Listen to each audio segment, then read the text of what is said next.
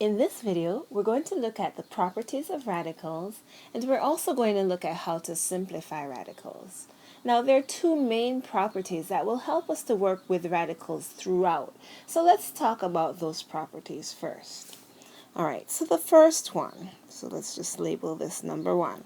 The first property is that if I have the square root or cube root or any root, as a matter of fact, let's just put n here so we know that's any root of a number, let's call our number a, b, a times b, it's really the same thing as saying the nth root of a times the nth root of b.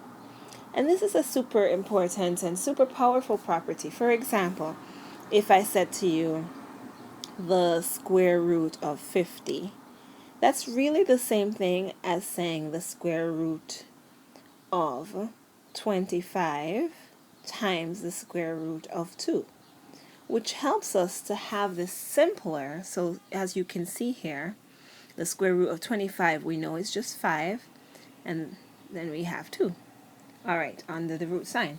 Okay, so that property, the first property, is important, and so is the second one. So let's look at that as well.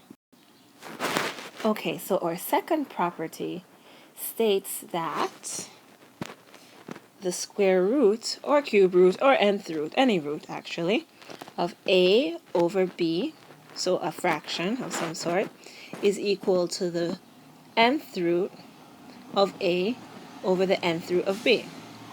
Now that's pretty convenient. It looks like what it should be, and it makes life easy. These two properties are exactly what you think they should be. So for example, if I had the square root of 4 over 9, that's really just the square root of 4 over the square root of 9, which is really just 2 over 3. All right, so that's how those properties work. But how do we use them? Okay, so at some point you'll probably have to multiply radicals, divide radicals, and you'd have to simplify radicals. You want them in the simplest form. And, well, we need to talk about what exactly do we mean when we say the simplest form of a radical. Well, the simplest form of a radical has to have two things in place. So the first thing is that for the simplest form of a radical, you cannot have a number. All right, so you know how this number in here is called the radicand? All right, so the radicand cannot have a factor that can be rooted. All right, that sounds confusing. So let's just look at an example and you will see what I mean. All right, so for example, if I had here the square root of 5, that's okay because you cannot find the square root of 5. But if I have here the square root of 50, as we just saw, 50 does have a factor that can be rooted, and that factor is 25. And since 50 has a factor that can be rooted, then this is not in its simplest form. That's not allowed. So now, as we did before, it would be root 25, root 2, which is 5 root 2. But you already saw that example. So let's look at another example. So the radicand cannot have a factor with, and I'm going to just say root because it could be square root, cube root, so on and so forth. So it cannot have a factor with a root. In this case, square root. All right, so let's look at an example that we haven't done yet. So for example, let's look at 120.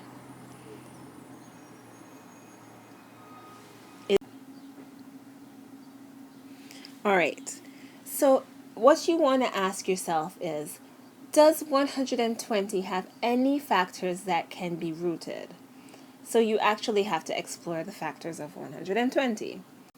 There are different ways to look at factors, and I'm not going to explore every way. I'm just going to do maybe the most straightforward way. But whatever way you have to explore the factors of a number, feel free to go ahead.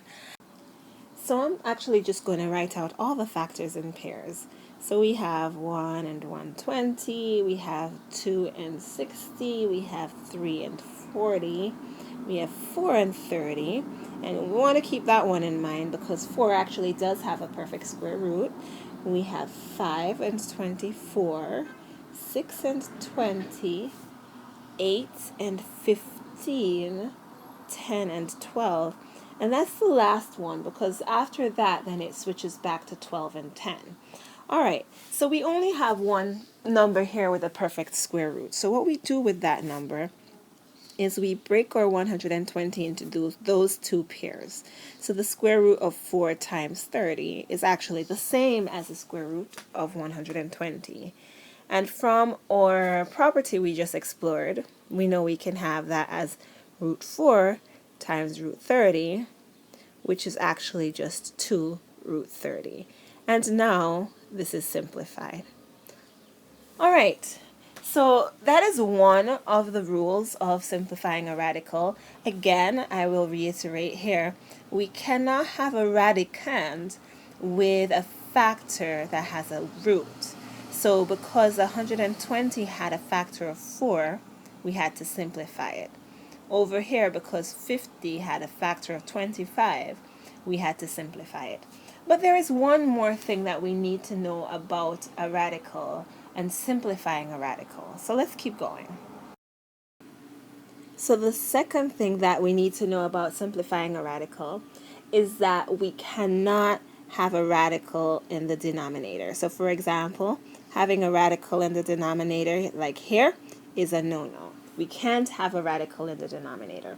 And we also cannot have a number, a fraction, which is rooted. So we cannot have a fractional radicand. So this is not allowed. We can't have a fraction as the radicand.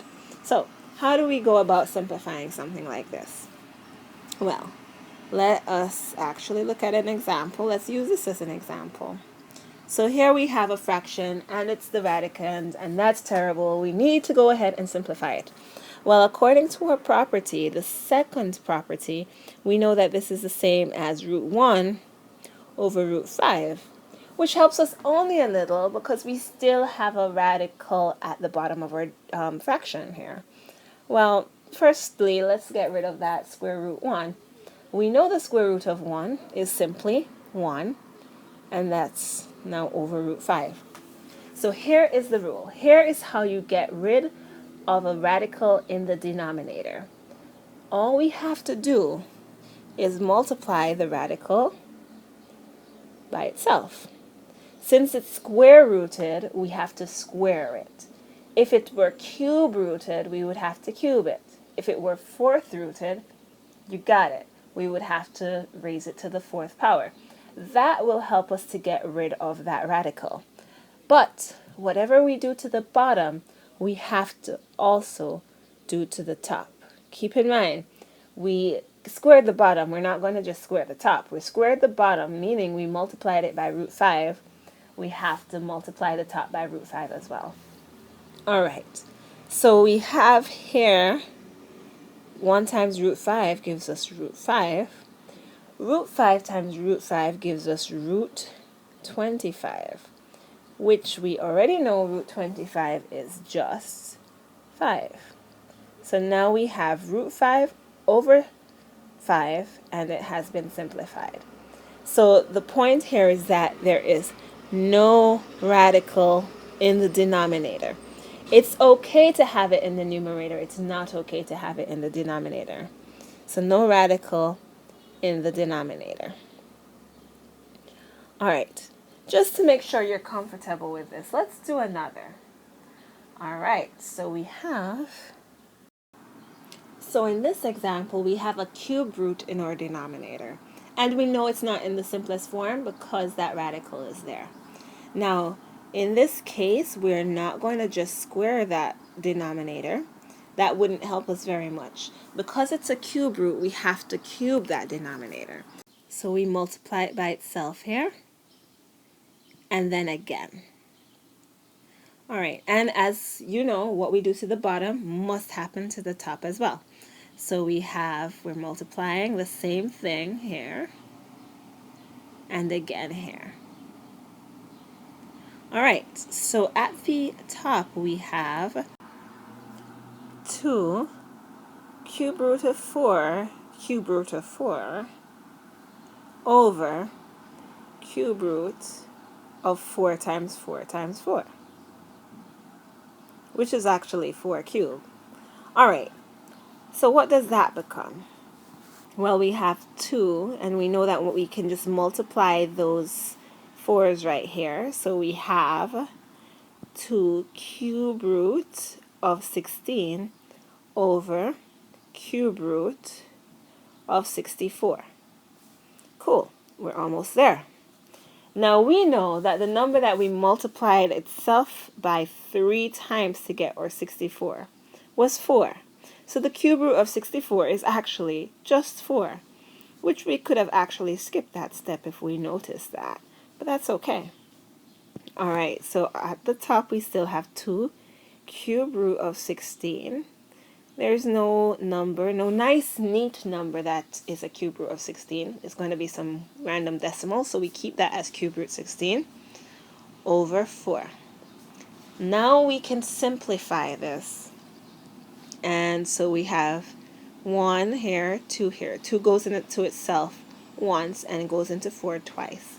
So our simplified rational expression is cube root of 16 over 2. And we're done.